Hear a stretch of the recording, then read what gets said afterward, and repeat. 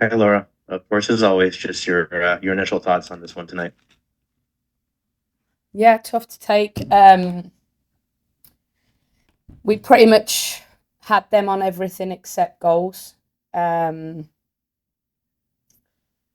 and my saying, goals change games. So, obviously the one late, we were pushing and really trying to go for it. But in the big moments when we needed some quality, we just didn't have it. And we weren't far away. I think we had enough shots and enough half chances to at least get back into the game.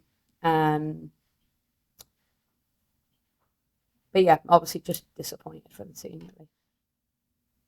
And then, unfortunately, in a similar sort of vein, obviously, it's tough now that Lou's career is done. Can you speak to Mm. what you saw from her tonight? And I'm sure we'll have something else, like a postseason presser or something. But any, more thoughts on Lou and what she means to this club?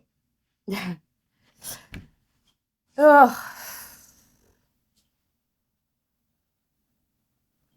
I don't really have the words, honestly. Yeah, you're gonna get me on that one, so I'm just not gonna say much because I'll go probably. Thanks, Charles. We'll go over to Grant.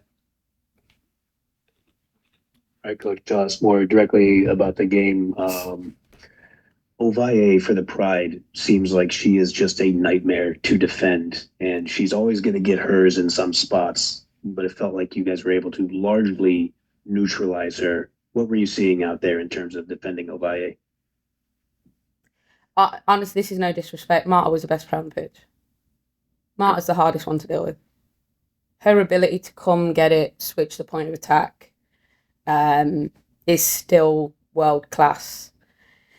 And then obviously the run that she had at the end, um, to create the penalty, just she's just so smart. Um, so again, I'm not being disrespectful for Avaye, but Marta was our big thing that we had to solve today, and she's the reason why I think the first goal happened.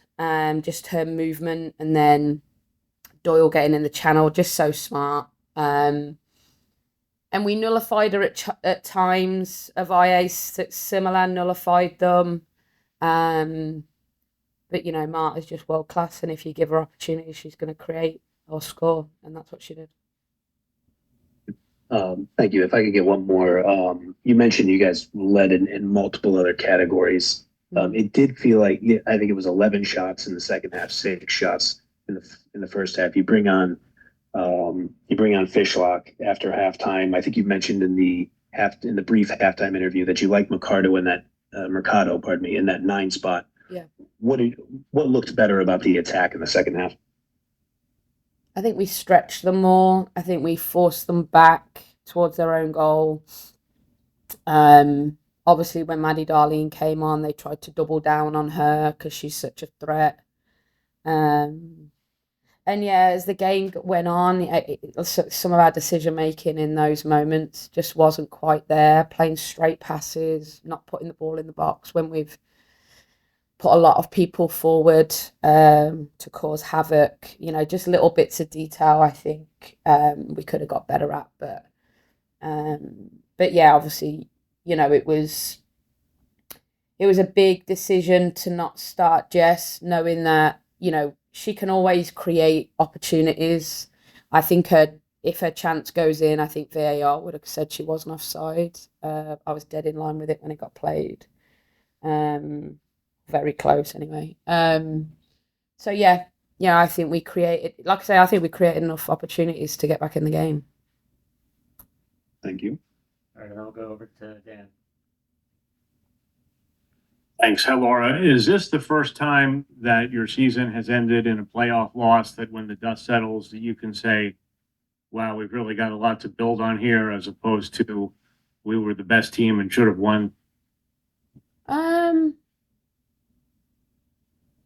maybe. We have got a lot of. We're very close to being very good. Um, I think my big takeaway is, we've got a lot of young, inexperienced pros who've experienced a lot this year. Um, and we're losing obviously someone really experienced in Lou. And my big thing that I've got in my brain right now is our inexperienced pros need to learn real quick, and our experienced professionals need to really push the group for these moments, And I think we've had games this year where I feel like our lack of experience has hurt us. I didn't think that was the case tonight. I thought it was a little bit of quality, but maybe, I mean, it's hard to feel that way right now. But maybe when the dust settles, I'll maybe feel that way. I said to the group at the end of the game, I'm really proud of them. No one had us doing what we've done this year, no one. And to push ourselves to being a point away from a home playoff, and finishing fifth, honestly, I think is a phenomenal achievement for this group. So maybe when the dust settles, I'll feel that way. It's hard to feel that way right now. And you said Marta was the best player on the pitch. Does that go back, like when you were game planning for this week? Was she the focal point of your defensive game or of your game plan as well?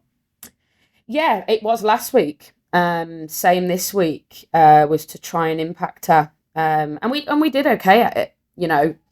I think there was one in the first half where she tried to switch it and Mercado won it, and that's what we wanted. We wanted to force her low enough that when she tries to switch it, we've got a chance of picking her off. But she just has quality, and I think she makes them tick. She made them tick last year, and at the back end of the season, she's come into her own again. And let these 38 and 39-year-olds keep proving everybody wrong. Her and Jess, I think, have been phenomenal this year, and I've got a lot of respect for Marta. I think she's world class. Thanks, Laura. All right, and then we'll go over to Bella. You mentioned it, just a lot of inexperienced players on the team, a lot of young players who got their first playoff game ever tonight. Just what did you see from them tonight, and what do you hope that they take away from their first bit of playoff experience? That it's fine margins, the finest of margins, win and lose your games, and that's not a young, inexperienced pro thing. That's just football, right? And I've been in this game long enough to know that those little inches can be the difference between you coming away with a victory and not. Happened to me in 2014, it happened to me in 2015, happened to me in 2023 in the finals. We were really close to getting over the line, and it's just fine margins. And I think that's my big takeaway, and my big thing to them is the little details are the things that matter the most. Thank you, Laura. Thanks, Bella. Any other questions?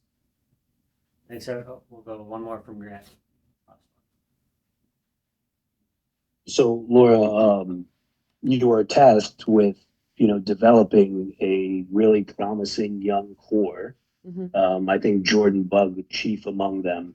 I realize we're still in the shadow of this season, but if you had to think of a couple things that you would like to see an already dynamic young player like Jordan Bug add to her game over the offseason, what comes to mind? We don't need to worry about Jordan Bug. She's exceptional. I hope she gets accolades this year that she deserves. Obviously getting selection for the women's national team is probably the biggest highlight of that individually. I think the biggest thing is that they just continue to grow. They learn from this year, the things that have been good, the things that they need to continue to develop at. The little nuances of the game that until you play it, until you experience it, it's hard to ever teach anybody. I think that's my big thing for them, because technically, physically, all those things, they've got everything. It's just now learning the real nuances of the game in the tightest moments that can, be the difference between winning and losing. And again, tonight it didn't go for us. There's been times in the season when it has. I think Sally coming on, taking the free kick, hitting the bar on her first touch, little things like that. Earlier in the year, maybe they go in. So I think just understanding how important these little bits of detail are, I think, is a big takeaway for me. Thanks again. All right, thank you, everyone. Thanks, Laura.